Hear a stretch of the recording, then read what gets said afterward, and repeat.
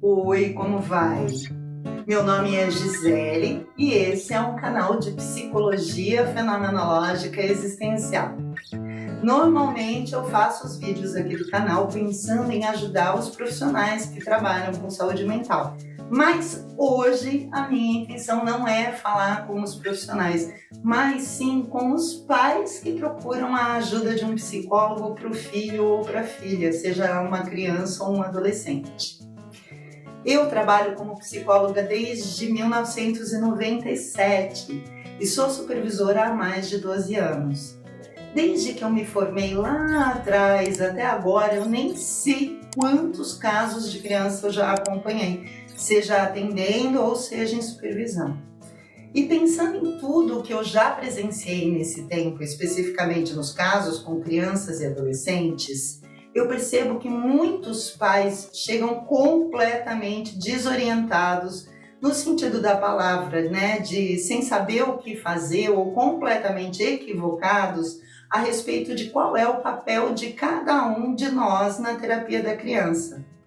Normalmente os pais não sabem qual é a função que o psicólogo tem, não sabem quais são os limites do trabalho do psicólogo, assim como muitos nem imaginam quem são os reais envolvidos nesse processo. Seria só o psicólogo e a criança? Existe mais a ser feito pelo pai e pela mãe, além de levar e de pagar a terapia? Quando você busca terapia para o seu filho, seria legal que você já chegasse sabendo dessas coisas, com um certo esclarecimento sobre o que esperar da terapia, não é? E esse vídeo é justamente sobre isso. É a minha tentativa de te oferecer um esclarecimento sobre qual é a sua função e qual deve ser o seu posicionamento quando você se dispõe a levar o seu filho ou a sua filha para a terapia. Então, eu separei 6 aspectos que eu acho imprescindíveis você saber para que as coisas fluam bem entre você e o psicólogo do seu filho e para que vocês consigam atingir o objetivo de vocês, que é cuidar da melhor forma possível dele. Eu vou tentar falar de uma forma mais geral, tá? Independentemente da abordagem adotada pelo psicólogo. Mas se eu escorregar e cair na fenomenologia, você me desculpa, porque é força do hábito, tá? Mas vamos lá. Para a gente começar, se você pretende buscar a ajuda de um psicólogo para o seu filho ou para a sua filha, é muito importante que você saiba que não são ali, naqueles 50 minutos ou menos por semana, que miraculosamente as coisas vão ser resolvidas. Considerando que se trata de uma criança ou de um pré-adolescente, por uma questão de osmose, se a compreensão que ele desenvolveu ali no consultório não for validada na casa dele, o trabalho que foi desenvolvido lá não vai ter manutenção e vai tender a se perder durante o resto da semana.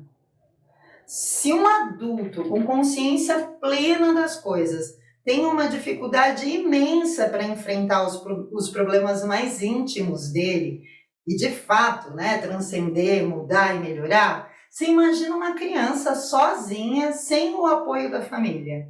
E ainda, envolvida pela mensagem subliminar de que o problema é ela e só dela.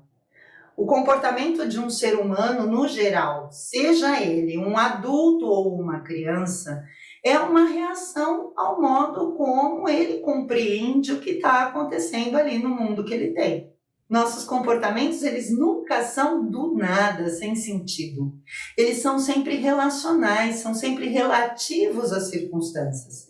O que quer dizer que muitos comportamentos que seu filho apresenta, seja em casa ou não, podem ser muito mais uma reação diante da forma como cada um de vocês, pai e mãe, vem lidando com os problemas que acontecem ali na família, do que um problema relacionado a um diagnóstico da criança de fato.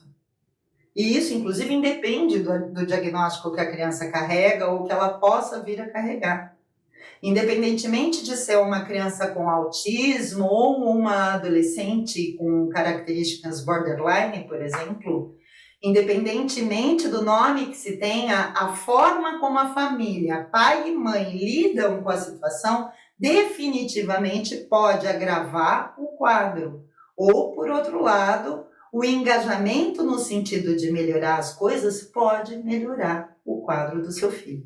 Então, não adianta você supor que pode ocorrer ou possa vir a ocorrer uma transformação efetiva no modo de ser do seu filho só com aqueles 50 minutinhos de terapia na semana, se você não estiver disposto a transformar a forma como você vem lidando com a situação.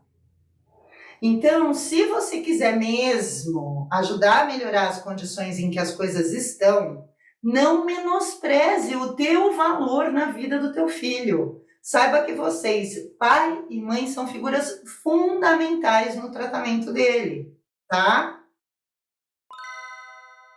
Então, agora vamos supor que você esteja disposto a abraçar a causa e a se envolver com o processo. O que exatamente quer dizer se envolver? Que tipo de engajamento o psicólogo espera dos pais de uma criança que está em terapia? Para começar, o mínimo que você pode fazer é se dispor a comparecer quando solicitado. Isso, na verdade, não é nenhum critério para engajamento, né? É o básico. Normalmente, quando um psicólogo agenda uma sessão só com os pais ou com os pais e a criança, ele tem um motivo claro, um objetivo para aquela sessão. Um psicólogo não chama os pais por vaidade, por frivolidade. Usualmente, quando ele agenda um horário com você, não é para tirar o seu fígado e fritar depois. Não precisa ter medo. O psicólogo, ele chama porque ele tem que alinhar, ele tem que calibrar a linguagem, a forma de compreender as coisas com vocês. Ele precisa saber se o que ele está pensando, se as hipóteses que ele vem levantando e trabalhando com a criança são corretas. E ninguém mais apropriado, com mais lugar de fala do que a própria família para refutar ou confirmar essas hipóteses, né? Mas, principalmente, quando ele te chama, ele faz isso porque ele quer que todo mundo fale a mesma língua na família. Não só com a criança, mas entre todos também. Não adianta a mãe e a psicóloga, por exemplo, falarem X e o pai ficar falando Y. Isso deixa as coisas muito complicadas para a criança. Quando uma criança está exposta a um ambiente onde a mãe reage de um jeito a uma determinada situação e o pai de outro, isso acaba desencadeando uma insegurança muito grande na criança, uma confusão sobre em quem a criança deve mesmo confiar. E tão pior quanto o problema da confiança e a insegurança que isso gera, você está ensinando a arte da manipulação do seu filho. Por isso que é legal ter uma compreensão parecida e, consequentemente, ter ações mais íntegras com a criança. Uma outra coisa que precisa ser dita aqui nesse tópico sobre envolvimento é que não cabe ao psicólogo dizer a você o que você deve fazer. Vocês precisam conversar juntos para chegar a um posicionamento. Por exemplo, se a criança tem um comportamento X que faz parte da queixa que você traz, vamos supor uma agitação excessiva no geral. Vamos pensar que o psicólogo trabalhou a responsabilização, a corporeidade e o controle da criança sobre si, e naqueles 50 minutos de terapia na semana, a criança compreendeu isso. Se no caso da agitação, o psicólogo e a criança identificaram que dormir toda noite, mais ou menos na mesma hora, seria legal para criar um hábito de sono, as únicas pessoas que podem dizer como criar essa rotina são os pais ou os responsáveis por essa criança. Não cabe ao psicólogo dizer, põe teu filho para dormir às 9 horas. Às vezes, às 9, que seria uma hora boa para o psicólogo, bem nessa hora a tua casa está uma loucura, é hora de jantar, é hora de banho, enfim. Não adianta nada o psicólogo mandar ou impor um horário. Vocês é que vão precisar se organizar para estabelecer uma rotina, ver a melhor hora e a melhor forma de favorecer na criança esse hábito de dormir sempre no mesmo horário. Outra coisa com relação à comunicação que você precisa saber é que não cabe ao psicólogo ser o seu porta-voz ou o porta-voz do seu filho. Nós não somos uma ponte de comunicação entre a família e a criança, como muita gente pensa. O nosso papel é facilitar a comunicação entre vocês e não se comunicar para vocês. É fundamental você saber disso, porque antes de você pedir que o psicólogo se posicione como um porta-voz e transmita o que você gostaria, seria legal que você pensasse em quem é o verdadeiro responsável por transmitir o que você deseja para o seu filho. Eu sei que às vezes as coisas chegam num ponto que parece que não existe mais uma comunicação possível na família, principalmente já chegando na pré-adolescência, quando o modo de ser da família já está se cristalizando, né? Mas ainda assim, ainda que você não veja mais possibilidades de diálogo com o seu filho ou com a sua filha, cabe ao psicólogo encontrar com vocês uma saída para essa situação. E repito, não ser mais um dando manutenção na falha, entende?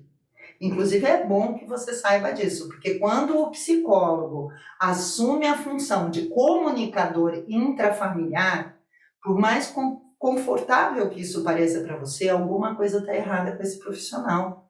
Porque, na verdade, ele está te destituindo do poder e tomando para ele uma função que é essencialmente sua, tá? Falando em comunicação, eu acho importante também eu dizer que não cabe a você querer saber o que o seu filho e o psicólogo conversam, tá? Até porque não adianta você querer saber. Mesmo que seja uma criança de 6, 7 anos, o psicólogo precisa respeitar o sigilo e ele só vai falar com você o que for de comum acordo com a criança. Ainda sobre isso, sobre querer quebrar o sigilo, um hábito muito comum entre mães e pais que levam e buscam as crianças na terapia é querer saber sobre a sessão na sala de espera. Sala de espera não é hora nem lugar de trocar informação sobre a terapia do seu filho. Para isso, a gente marca um horário, né? Nessa horinha que você vai ter com o psicólogo, todas as atenções dele vão estar voltadas para o seu caso e para o que é necessário ser dito, diferente de pegar o psicólogo lá na sala de espera correndo. E outra coisa que isso está me lembrando também é a questão do WhatsApp. Alguns pais e mães se engajam tanto no processo que acabam perdendo a medida de como eles devem se relacionar com o psicólogo.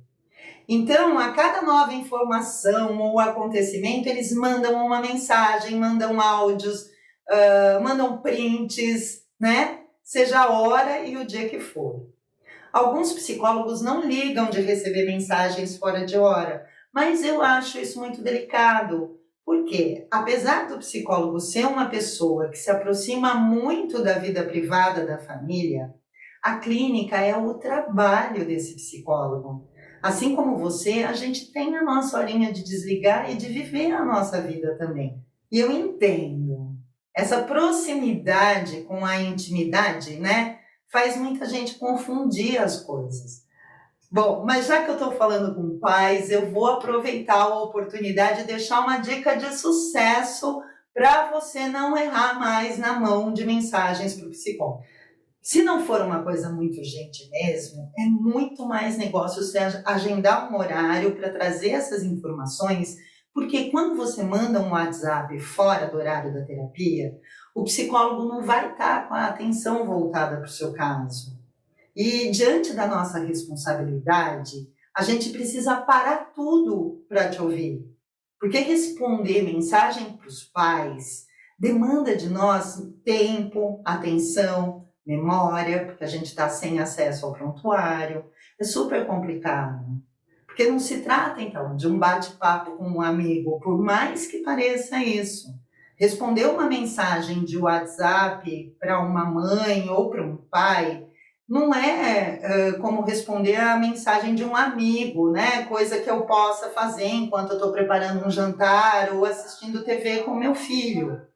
Então, ainda que seja na melhor das intenções, antes de mandar um áudio e querer cobrar um posicionamento do psicólogo, lembra que a relação, antes de qualquer coisa, é profissional e que muitas vezes na impulsividade você pode estar construindo uma relação de dependência com o seu psicólogo, o psicólogo do seu filho, que é exatamente o que não pode acontecer, tá bom? Um outro esclarecimento que eu acho super necessário você ter, se você pretende levar ou já leva seu filho a um psicólogo, é sobre a questão do diagnóstico. Muitos, mas muitos pais mesmo chegam buscando ou trazendo um diagnóstico para a criança. E eu acho imprescindível que você entenda que não é o diagnóstico que determina o modo de ser da criança. Fosse assim, toda criança com TDAH ia ser do mesmo jeito. Toda criança com diagnóstico de autismo ia ter as mesmas características. Diferente do que o senso comum pensa, é o modo de ser que determina o diagnóstico e não o contrário. Isso significa que se de fato você quiser ajudar seu filho e a sua família a viver melhor, seria de muito bom tom você suspender o hábito de dizer que seu filho é assim ou é assado porque ele tem isso ou aquilo. É importante que, independentemente do diagnóstico que ele carregue ou que você queira encontrar para ele, você entenda que ele age assim ou assado porque esse é o jeito dele ser. Ou seja, o modo dele agir, dele se comportar, é a forma que ele encontra de lidar com o que ele percebe, com o que ele vive. Eu percebo que muitos pais, por mais que doa para eles, buscam um diagnóstico para justificar os atos dos filhos, porque eles não têm consciência do grau de responsabilidades deles mesmos no comportamento que o filho vem apresentando. Então, quando um pai ou uma mãe vem desesperados por um diagnóstico, eu entendo que, na verdade, eles estão procurando um guia de conduta para eles poderem agir com a criança. Sendo assim, eu sugiro que antes de você perguntar pelo que seu filho tem, você se pergunte como é que você pode ajudar a melhorar a situação em que ele se encontra. Um diagnóstico não vai resolver o problema, só vai dar um nome para esse problema. Pode acontecer, e acontece muito, de você ser separado ou de não se tratar de uma família nuclear tradicional, tipo pai, mãe e filhinhos, né? Pode acontecer, inclusive, de você nem falar com o pai ou com a mãe do seu filho, dos pais se odiarem entre si. E aí, como é que faz com a terapia da criança? Como é que fica essa coisa de se comprometer com a terapia e de todo mundo falar a mesma língua se os pais entre si não se falam? Eu sei que já é um clichê, mas não custa eu repetir que marido e esposa são uma coisa, pai e mãe outra, completamente diferente. Porque não é sobre as suas desilusões amorosas, seu desencanto com o seu ex, que a terapia da criança deve funcionar, tá? Pensa que o que está valendo ali na terapia é bem mais importante do que isso. É o futuro e a vida do teu filho, é sobre isso que a terapia se trata. É sobre o seu filho que a coisa toda se refere. E que se ele está em terapia é porque ele está em sofrimento ou está fazendo sofrer. E não é isso que a gente quer para os nossos filhos, não é? Então, independentemente do pai ou da mãe que nós arrumamos para os nossos filhos, a gente quer o bem deles. Se você não quer encontrar com o pai ou com a mãe no horário que o psicólogo marcou, marca outro horário, mas vá. Não se recuse a ajudar, tá bom? Eu parto do princípio que ninguém busca um psicólogo, um terapeuta, porque odeia o filho e quer mal ele, né? Ao contrário disso. O que faz, ou logicamente deveria fazer, os pais procurarem ajuda, é a preocupação com a criança. É o amor e a vontade de que as coisas fiquem bem que faz com que nós, pais, nos movimentemos em busca de ajuda para os nossos filhos, não é isso? A propósito, eu encontrei uma definição de amor bem legal que pode te ajudar a terapia do seu filho. Eu falei sobre essa definição agora no último vídeo que eu postei falando sobre o conceito de amor que a Bell Hooks traz. O amor é uma abertura, uma disposição para o compromisso de potencializar o que há de melhor em nós e no outro. O amor deve envolver respeito, cuidado, compromisso, confiança, responsabilidade e reconhecimento. A minha sugestão é que antes de levar o seu filho ou a sua filha para a terapia, você pare um pouco para refletir se de fato você vem cumprindo esses quesitos que compõem o amor. Você tem de fato se comprometido e se responsabilizado pelo desenvolvimento e pelo bem-estar do seu filho? Tem de fato oferecido cuidado? Ou será que você está trabalhando que nem um louco ou que nem uma louca para pagar um monte de atividades para que os outros cuidem do seu filho? E tem sido muito comum isso, né? Principalmente em casos de crianças autistas. Eu conheço o caso da criança chegar a ter 10 horas de atividade por dia. É da escola para psicóloga, da psicóloga para fono, da fono para natação, da natação para TO, da TO para psicopedagoga. Ufa, só de falar cansa, né? Você imagina essa rotina diariamente. Isso pode até parecer cuidado, pode até parecer para você mesmo que você está cuidando do seu filho. Mas será que esse não é um cuidado impróprio? Será que, na verdade, esse monte de atividades não seria uma forma de você estar terceirizando a sua responsabilidade de estar e de cuidar do seu filho? Será que você aí dentro de você não está dizendo para os profissionais: ó, tá aqui o problema, resolve, é a criança que está o problema, e esperando que a criança e os profissionais se virem e resolvam tudo sozinhos?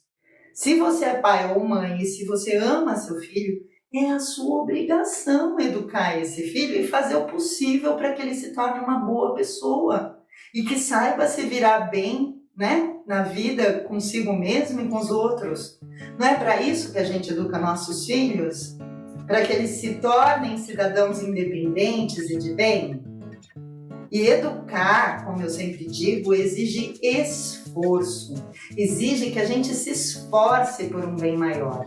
Se você sabe, por exemplo, o que é correto fazer, mas não faz porque está cansado ou porque simplesmente você não está a fim de se aborrecer, na verdade você está cometendo um ato de egoísmo imenso e não um ato de amor, né? Um ato de amor seria se movimentar para fazer o que é certo. E é esse esforço, esse engajamento que nós desse lado aqui queremos que você tenha para que a gente trabalhe direitinho com seu filho. Uma abertura para o processo de transformação e um compromisso. Bom, eu tenho uma playlist onde eu falo sobre educação. São os vídeos lá do primeiro ano do canal. Se você puder e tiver paciência para me ouvir, porque, né, imagina, são os primeiros vídeos, eu acho que pode te ajudar na lida com teu filho.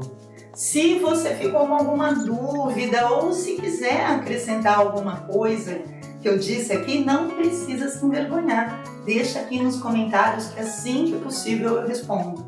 É isso que eu tenho para você hoje. Eu agradeço por você me acompanhar até aqui. E se você ainda não conhece o canal, Mi Casa é Sua Casa. Um beijo imenso, até a próxima. Tchau!